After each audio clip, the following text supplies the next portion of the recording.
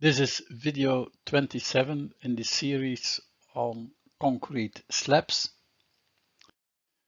and the video will deal with an example of a design of a corbel.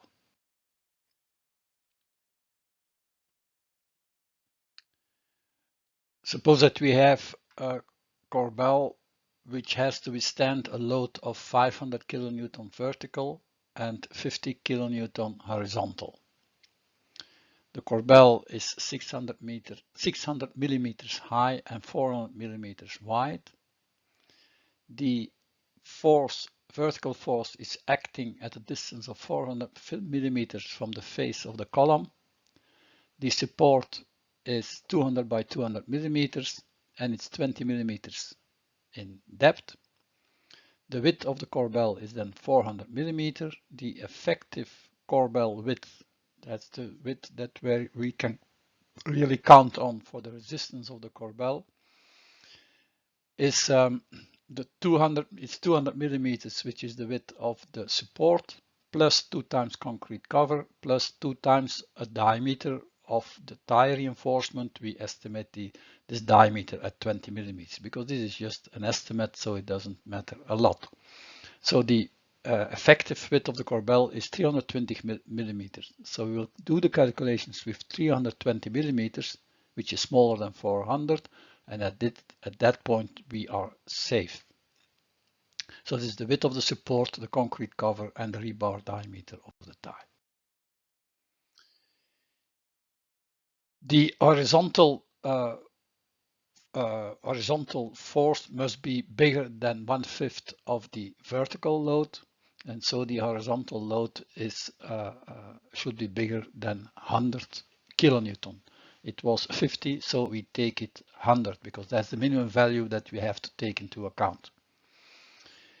We have to start with some assumptions. We will start that the diameter of the stirrup is 12 millimeters and that the diameter of the tie, of the main tie, is 20 millimeters. If this is not right, we have to redo the calculation. We check the support stress, and at the support stress on top where the vertical load is hitting the corbel, we have 500 kilonewtons divided by the support area. It gives you 12.5 megapascal. We check it with the 0.85 nu FCD, and we see that we arrive at 15 megapascal. So the stress just beneath the support is okay. If not, then the support dimensions should be made larger. The position of the tie, the value D1 is the concrete cover plus the point of gravity of the tie itself, so it's 50 millimeters. Plus, of course, the diameter of the vertical stirrup if there are vertical stirrups. Eccentricity, the eccentricity E because of the horizontal and vertical load and the height of the support gives us, when you put in some numbers, 14 millimeters. So E is 14 millimeters. We mark on a drawing, just to make it clear, the different values that we have calculated. The values in black are the values that are given from the beginning of the problem, and then the red ones is the ones we calculated. So instead of 50 kilonewton, we have now 100 kilonewton horizontal force. The position of the tie is at 50 millimeters from the top. The eccentricity is 14 millimeters. Now we will calculate the required width of the node at the bottom. It's x1 and y1. X1 is of course FED divided by B effective, which is 320, and sigma and the maximum allowable stress, compressive stress, and we have 90 millimeters. So the node must be at least 90 millimeters width, and when this is happening, then the stress, the compression stress, is allowable. The eccentricity of the vertical load A is equal to AC plus x1 divided by 2. We calculated x1. We know AC, it's 400. So it's 444 millimeters as value of A, which is the total eccentricity of the vertical load.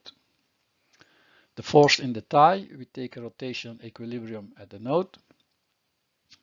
With this formula, we put in some numbers, but Z is equal, of course, to D minus Y1 divided by 2. And so we will see Y1 we do not know yet. The Z value is 550 minus Y1 over 2. So this is an unknown at this moment. The rotational equilibrium, we put it in some numbers and we have a relationship between the tension in the tie and the dimension of the node. Again, we will fill in the elements that we have calculated. It was the distance A, the total eccentricity of the vertical force. This is at the middle of the node. We know that this was 89. This element we do not know yet.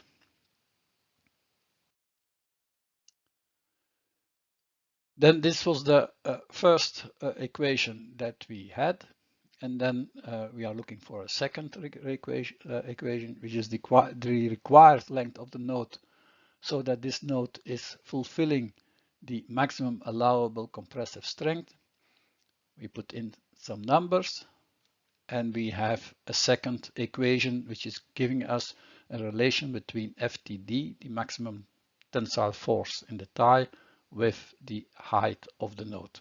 So we have now equation 1 and 2, and from those equations we can calculate Y1, which is 80 millimeters.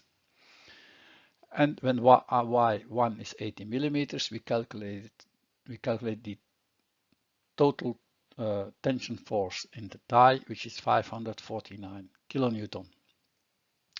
The reinforcement in the tie is then the total force divided by the 435, and we need 1262 square millimeters in the tie. Now we have to convert it into diameters and number of bars, but we must take care that all those diameters can fit into our corbel. The provided reinforcement, we will take 4 diameters 20, which is 12,257. It is a little bit less than what is required, but that difference is okay to accept, is acceptable. So we have 4 diameters 20. Again, we make a little sketch and we draw what we have found, what we have calculated. You see in red, we have calculated the total force in the tension tie, which is 550 kilonewtons, and we have the dimension of the node. We check now the needed corbel width so that the all the reinforcement of the tie can be put into one layer, otherwise we have to use 2 layers.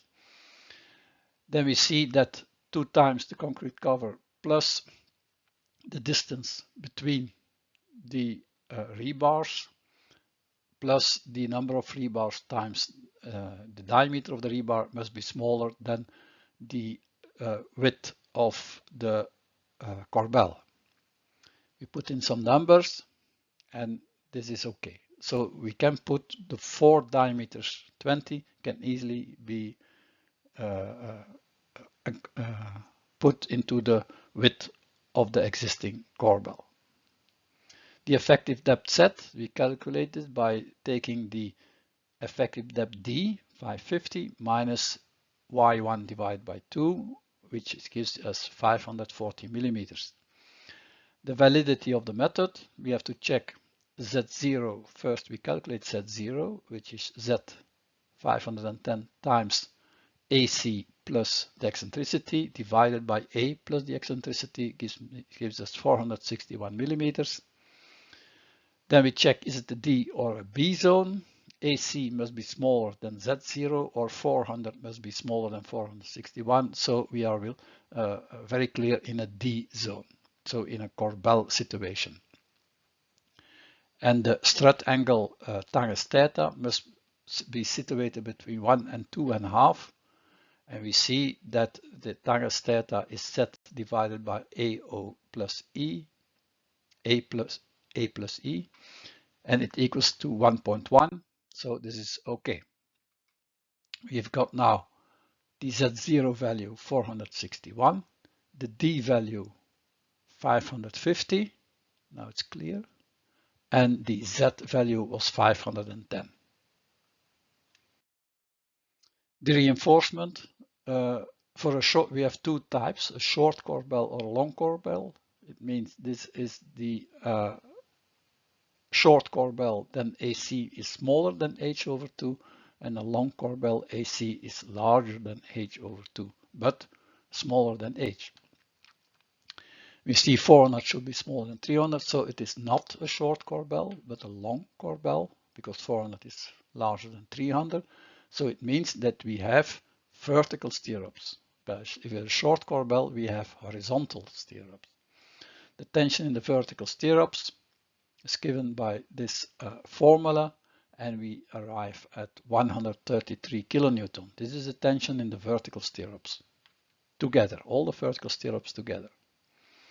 And the reinforcement is then, of course, the maximum of those two. And when we put some numbers in it, we got 575 square millimeters.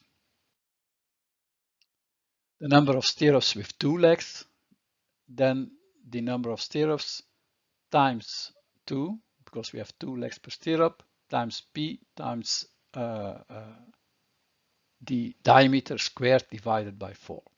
So we know now that the minimum total amount of stirrups is 2.5, so we take 3 stirrups with 2 legs. Center to center of the stirrups, well, the center of the stirrup is the total eccentricity of the vertical force, 400, minus the dimension of the support, half of the dimension of the support, and minus the diameter of the stirrup, divided by the number of stirrup minus 1, and gives us 144 millimeters. So this is fine. So at the end, we make a little sketch, and you see that we have from the main tie 4 times diameter 20, and we have 3 vertical stirrups of diameter 12 with 2 legs. Again, it is recommended to use 1 or 2 horizontal stirrups, but in this case it was not really required, but in practice we use them like that.